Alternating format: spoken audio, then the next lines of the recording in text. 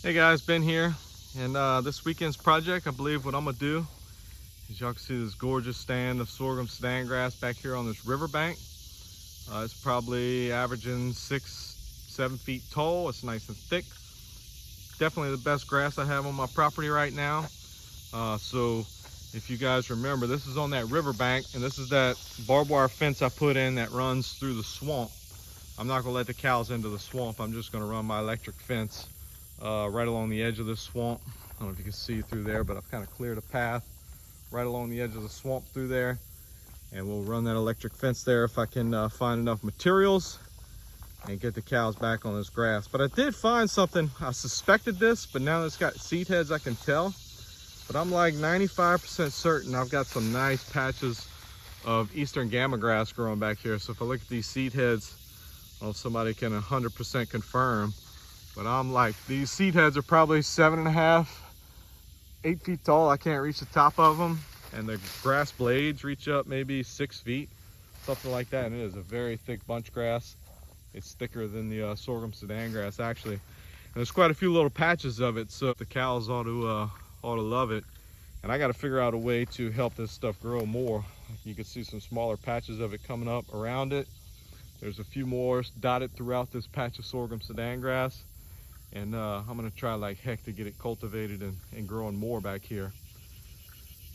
Another thing though is this this sorghum Sudan grass has really proven to be a winner here on our property, where the places where I've got it to germinate, now not everywhere I planted it did it germinate. We were really dry this year, but where it germinated, like this area, this stuff has been bulletproof, where it is super dry.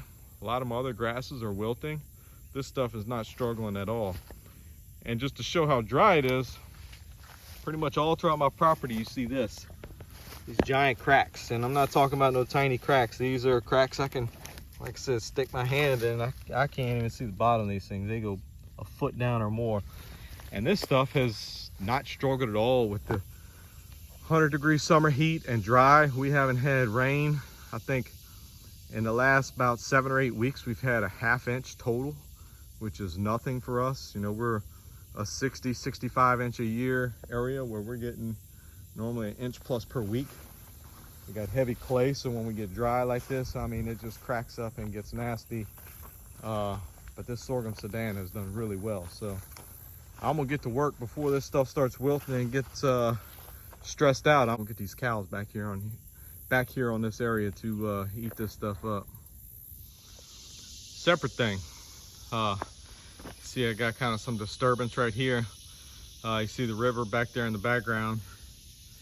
But basically, one of the things I'm thinking about for the water option here is, actually I'm more than thinking about it, I've kind of started. I'm gonna see how it works out. I'm gonna put a little 1/4 acre pond right here. So if you look, I'm gonna put a little levee through right here. But for some reason, when the parish put all that spoil fill, they left this area right here real low. There's a couple other spots like it, and they put culverts in to drain to the main river. But this section didn't have a culvert.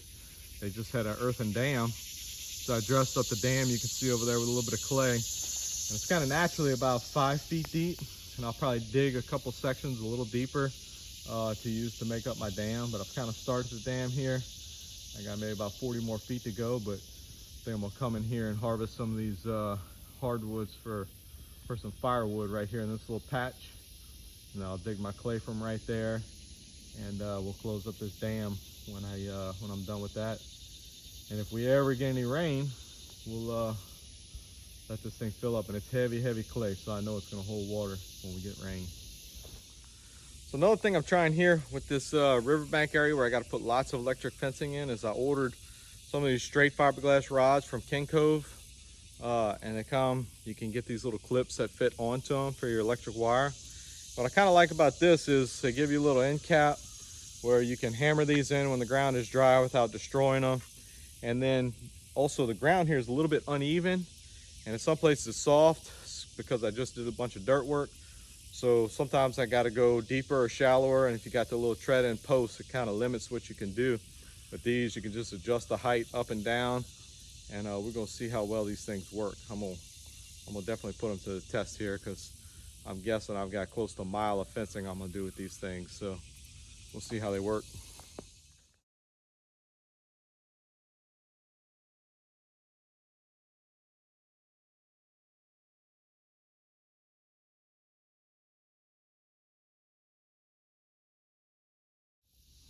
Those little posts seem to work pretty good. I like how you can adjust them and drive them in when it's hard or soft. We'll see how they hold up long term. They might even stack in my mule a little bit better, just having the one thin little wire clip. And then we're gonna see how they do when we go through these little curvy areas. We got this big old turtle making his way from the swamp out to the river, I guess. That's gotta be a big old female right there. That's pretty big for one of those green turtles. So you can see back that way at the end of that brush is the river where I came from. So I had to do, I don't know, about 1,500 feet along the river with the electric fence. This road I'm doing both sides, and I'm about 500 feet from the river now. And if you pan over this way, I got I don't know, another half a mile. So I got one side done, the other about a quarter of the way. So I'm getting closer. But I can tell you, if none of you have experienced this heat and humidity we have down here in southeast Louisiana, it is something special. It is a special kind of hot and humid right now. Yeah, I told you it was a long run. I have scavenged every single electric fence post I have on our property, and I think I was about 6 or 7 short. This is the last little subdivider fence I have, and it has 5 posts on it. I think it will be a couple short, but we might be able to stretch it and make it work. So like I said, every single piece I've got, this is the furthest I've ever run for my cows. So that grass back there is really nice. You can see what a lot of my other fields look like. They're just parched. Anything that didn't have a good sod on it is struggling mightily right now. But anyway, I'm gonna roll this up. We're gonna see if it stretches out and makes it. And if it does, we could turn the cows loose in that beautiful Sorghum Sudan grass back there. So I officially made it. I was a little short. I got 1 broken electric post left, but I stretched these a little further than I needed to. Looks like we made it. And of course, my cows are about a mile down that way. So I don't know if I just want to wait and let them find it on their own, or if I want to go get it and get a little video of them running and prancing as they get into that new area. They always get so excited. I came and mowed the weeds on this ditch bank today, so with the tractor, so it's nice and clean and everything right now. So let me see, I might go get those cows so I can get them in the new area before it gets dark. Come on! Whoop, whoop, come on! Let's see if we can get them to follow us all the way down there. This is the slowest march ever. This is not their normal direction of rotation, so they've never gone back there. They know they've eaten everything back there, and they don't want to follow me all the way because they don't know that I'm opening more. So they're definitely creatures of habit. So do a little bit more coaxing, see if I can't get them the rest of the way down there. Wow, that was ridiculous. They did not want to come, but see the line right there, fresh grass. Come on, y'all, come on, come on.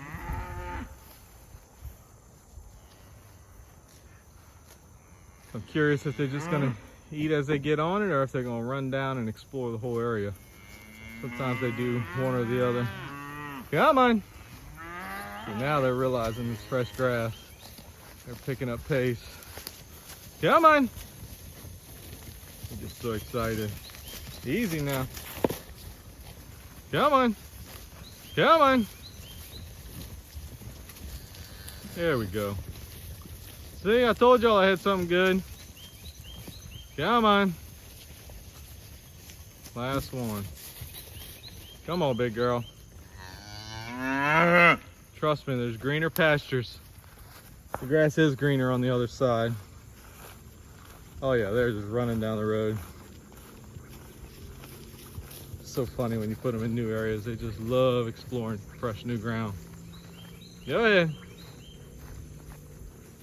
Well, on this road, there's some pretty good grass. There's a lot of, a couple of big patches of, oh, it looks like Dallas grass, but it's a little bit different looking than the Dallas grass that grows out in the open field. I don't know if it's because it's shaded. It's a lot taller and more stemmy looking, but it's got the seed heads like Dallas grass, and it seems pretty unmistakable.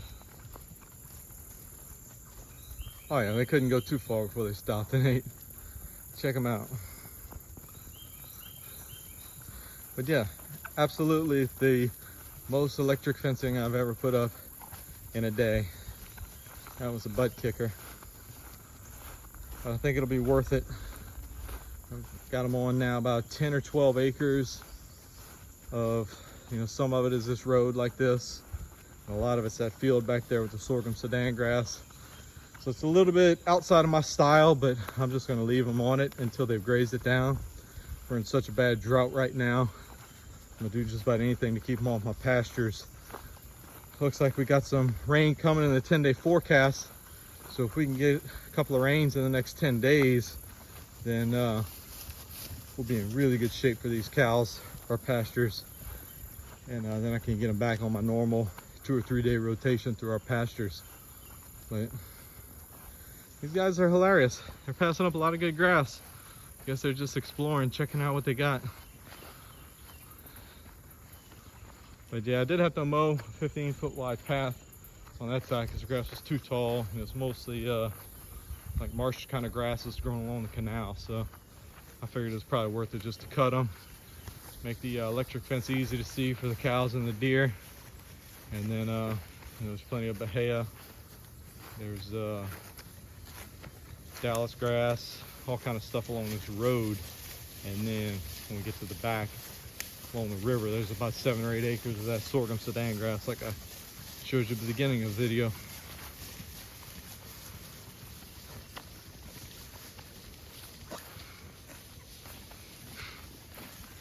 I kind of want to walk with them. It's a little tedious, but I want to make sure they find all the perimeters before it gets dark. So if they do try to stop along this road, I'm gonna actually nudge them along so they explore enough to find all their boundaries. I think that's important. I don't like to let them in a new area right at dark, and next thing you know, one of them inadvertently crosses the line coming or going. So we'll just walk the whole thing. It only takes about 10 minutes.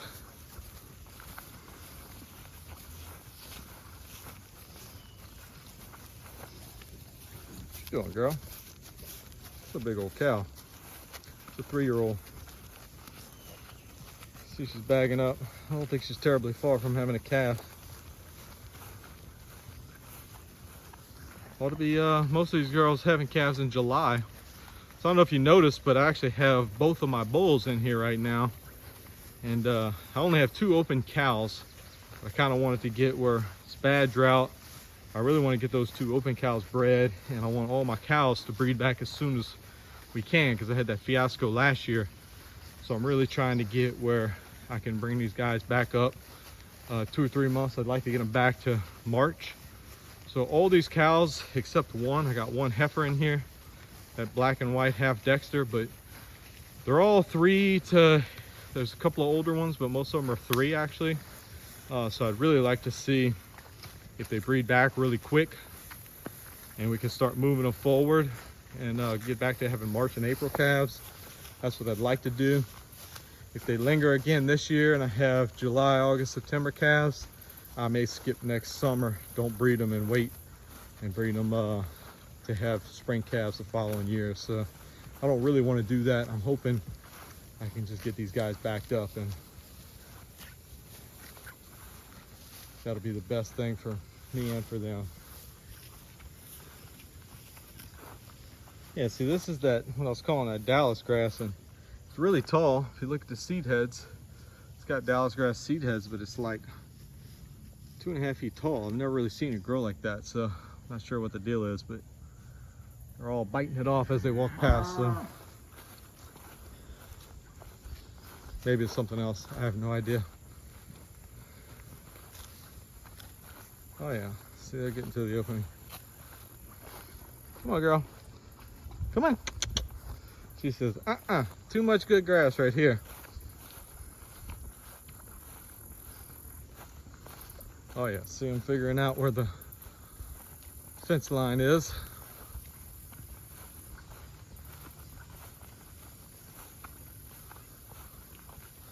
Curious if any of them will bust through that brush line. It's thick briars along the river.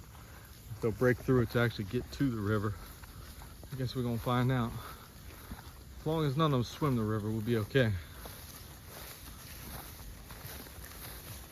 That's the one that was born with that gimpy leg. We had to stretch those tendons. Spent a few days with him and he's done great ever since. So here we go. This first section doesn't have a whole lot of that sorghum. You see a little bit of it mixed in. It didn't do real well in this section, but that's all right. Pretty cow. So yeah, that was a heck of a one-day project, but I think we got her done and I think it'll be worth it. Like I said, I think if I let this Sorghum Sudan grass get too stressed, I wasn't gonna be able to graze it anyway. So this is the first time we've ever put the cows back here on the river. And there's a whole lot of forage back here for them. Like this is the worst area and it's still, you know, halfway up the cows for the most part, so. That's that little 100% South Pole steer.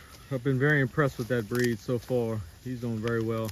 But you could see all these cows are sifting through, and that Sorghum Sudan grass is definitely their favorite because they are all going through, and that is the only thing they're eating back here. Now, I don't think they're empty, so it's not like they're starving to death, but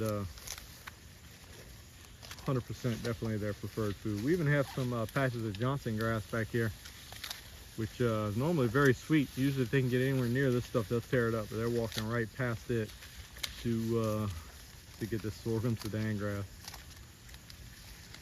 It is funny. First year I planted it, I'm thinking we're gonna have to plant it some more. If it's doing this good in the drought, I'm assuming that it means it's got a pretty decent root system, which is what I need to help break some of this hard clay that we have out here. So might have to see if I can buy or rent or borrow somebody's no-till drill for next year and plant some acres of this stuff hopefully without killing my perennial grasses, my warm season grasses. Yeah, they are hilarious.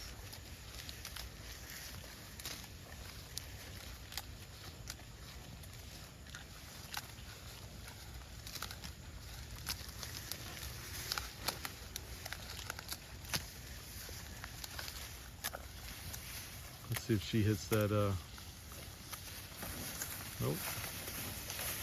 They won't eat the Johnson grass. Like I said, normally that's one of their favorite things. Walking right through it looking for sorghum. Oh, she's eating a little bit.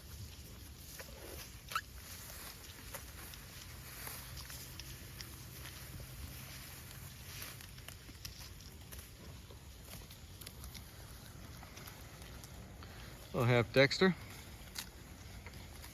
Plenty of good food, and hopefully we can keep them fat through these couple of hot, droughty months. So anyway, hope you guys have a great day, and I will catch you on the next one.